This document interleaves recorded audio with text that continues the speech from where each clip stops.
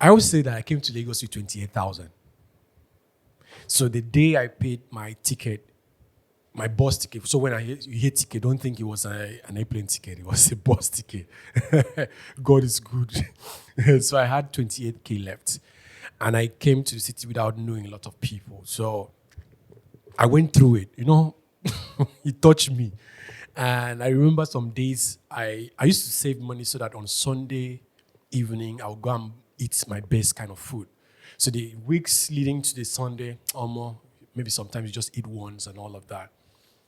I was struggling, trying to make money, trying to photograph. I worked for a photography company, trying to raise money too. So as I progressed with my skill, right, and my skill set became better, in my head, I used to think, okay, if my skill set becomes better, I will get better clients. Then they will pay me better money. Then I'll become better. I realized that my pictures were good. I knew it was good. Other photographers were telling me, yo, you're up to something. It's good. Like the people I'm looking up to were telling me, this is good. But nobody was hiring me.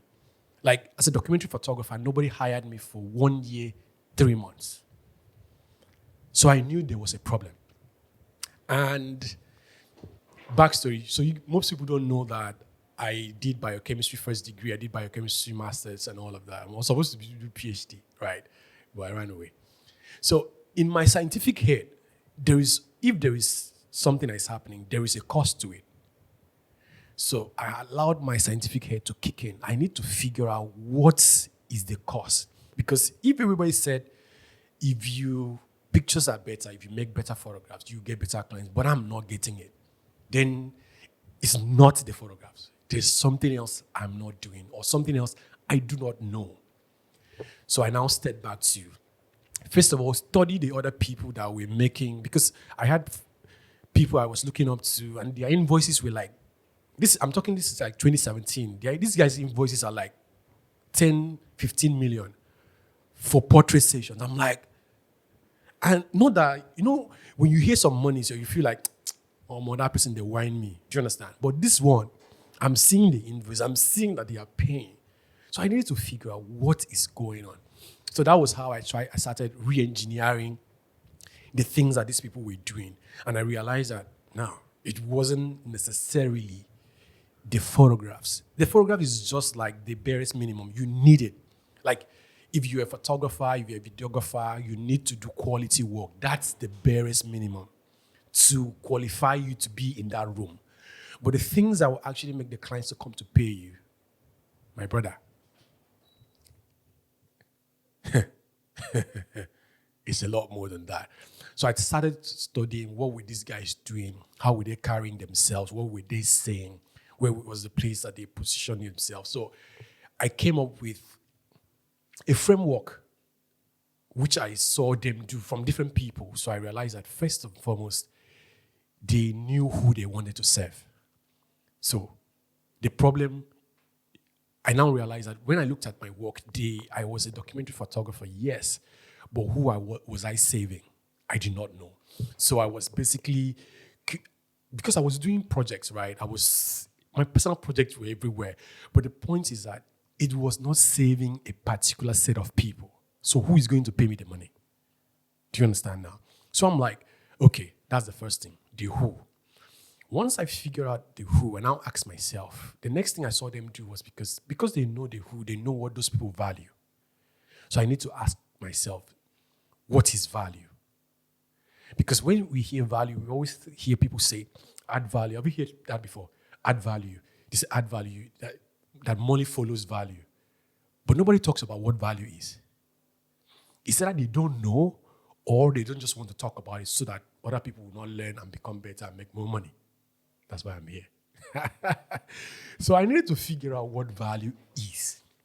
First, I thought, okay, value is the pictures, but I have pictures. It's not the pictures. So I decided to figure out what value is. So by reading, research, and all of that, I figured out that value means different things to different people, depending on what they want at that particular time. Depending on what they want at that particular time, right? So I'm like, okay, if value means different things to different people, remember the first thing I I fixed the who. So who are those my people so that I will know what value means to them? Because what value means to my own kind of clients is not the same thing that value means to your kind of clients. So you need to know who you serve so that you know what value means to them. Once I figure out, that's number 2, right? Number 3, now you figure out who, you know the value. The next thing is to actually, where can you find them? So when I say, when can you find them? I think I made a video, I posted a video a while ago as a reel where I said when I came to Lagos, the music place, I went to Basement Gig because of my friend, shout out Ire, big guy.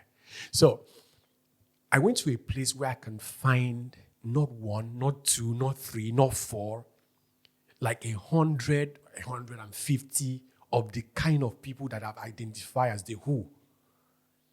So I'm in a place where, like, when you want to fish,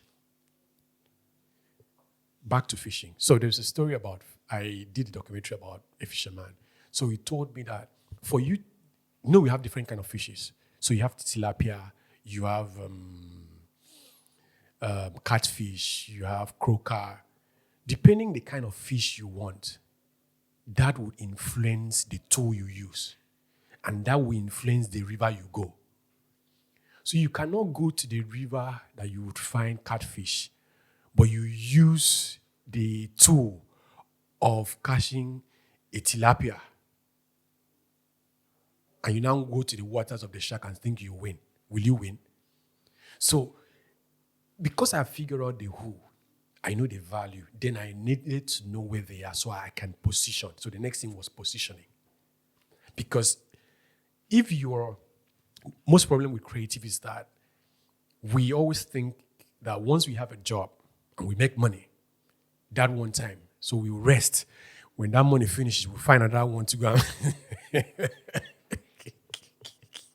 So we don't bother ourselves until we realize that the accounts don't, they come down. Then we're now like, okay, we should go and find more money.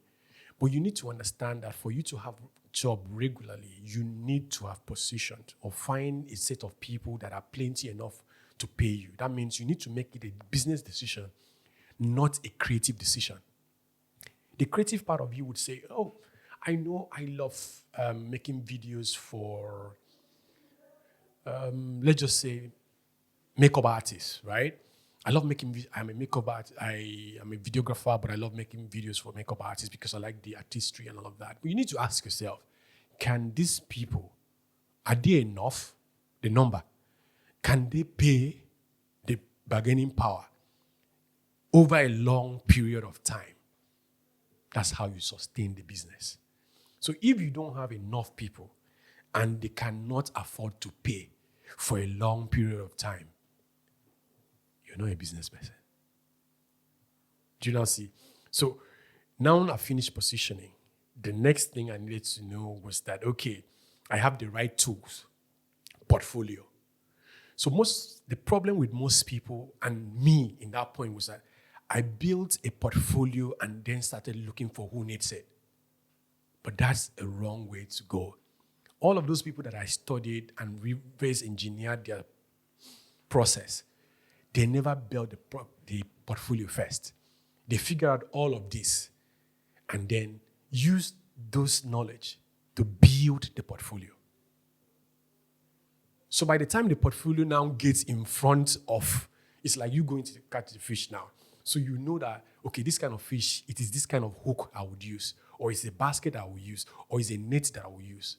So you don't go and use a net in a place that you know that the fish would cut the net and go away. Because that river only has this kind of fish. That's why you say, oh, but I'm putting out the work. It's not converting because you are building the portfolio first and then trying to go and hawk your portfolio. Nobody does that in business. I always say that it is only the creative people that actually create the product first and then start looking for who needs it. Every other person you know, whether it's in the tech, whether it's in normal business, B2B, those guys understand one thing. They find who needs it first. Make sure that the market is viable and then go to build the product. But we build the product first And I started hawking. So once you do that, the next most important thing is to build reputation. Because I came to realize that the people that will pay you that amount of money, the outrageous amount of money, they are not paying you for the photographs. You can quote me anywhere. They are not paying you for the video. You can quote me anywhere. It's not because the videos that you're making is not good. It's not because the photographs you're making is, bro, it has to be good. Like I said, it has to be up here. But you need to understand that the difference between the money that they will pay what is his name? TG Omori, and the money that will pay you in part will not be the same. Not necessarily because TG is a better director. Of course, he follow. But because he has built a reputation for himself that people want to be associated with. Do you now say it? So, if you were an artist, it is a bragging right to say that it was TG that shot your video until you get that bragging right. You're still going to collecting small money. So once I figure out those set of things, and the last thing I knew was that the best way of promoting and marketing yourself is word of mouth. Forget whatever you read in the book. The people that pay people a lot more money don't get to pay you just because they saw your video on Instagram. If I'm ready to spend 10 million naira on a project, I'm going to call my friend that I know is good or has done something like that and ask him or her, who did it for you? Do you now say it? So the people that you're looking to, that you think would hire you for this thing, I'm not talking about if you're trying to hire someone for 150, 200K. That's not what I'm talking about. I'm talking about projects in tens of millions. They don't come to the Instagram and see your, they know someone who knows someone. So your job is to deliver work for the first set of clients. Remember what I said. You know who you want. You know where to find them. So your job is to figure out who is the person. For example, I need to stop saying stuff, I don't complete my sentence, but it just comes to my head. For example, when you go to your school or your church or any gathering, you realize that, like, let me use church, for example. When church is done and after service, you realize that people hover around a particular set of people, right? From today, check. After church is over, you see like 10 group of people. They're always around one person. Another group of people always around one set of person. So if I am trying to get the church, people in the church, to do business with me, I'm not going to go around talking to everybody. My job is to look for those people that all of them always go around with, hover around, and make sure I do something remarkable for them. And let them be the ones to spread the word. Once you bring all of those things I mentioned together, it's just a matter of time. So, to answer the question why I decided to do this, because when I finished all of that, I said, okay, let me try. Bro, it wasn't up to 2 months. I started getting the documentary gig. I'm like, okay, this works. It was fun. So in the beginning, what I used to do was that I would just go on my Twitter, see a photographer that I think that is struggling. Send me your phone number. I'll call you for 3 hours. And I'll break it down for you for free. Like, I'm the one calling you my money because I wanted to test these frameworks. So I tested with weddings, I tested with fashion, I tested with food, photography, I tested with different genres of photography. And it worked. And my time was like, okay. Before now, I used to teach lighting. I don't teach with touching, I just teach lighting. So I now said, okay, what can I add to lighting that makes... People don't know how to make money with the thing that they love. So I decided, okay, I'm going to teach this. So I started teaching it. So right now, my coaching clients have done like 150 something million. That was last year. I've not added this year on. So at the end of the year, I will add how much we made this year. So I will now add. So my goal is to actually help my coaching clients to get to 1 billion in revenue. And once we do that, like I said, I'm the best at this game. So today I'm going to show him why I'm the best at this thing. How we're going to take all of these things I've mentioned right now, that you guys will watch for free, but you guys will not get the application. The implementation is where the business is, not this talk I'm talking here. But anyway, if you're someone that is a deep thinker, you can actually figure out with those things I've mentioned to you, and your business will grow, and you come back and say, Mayor, you sabi you. I'm like, I know. So thank you for watching this one. This video is, come on. So they will see who inspired this particular one. Roll your seat. So they will see who inspired this particular one. Hello. Hi, everyone. So you guys should thank him for using the first maybe 20 minutes of his session to actually make me make this video for you guys. I'll drop my details. People send me small things. It's important.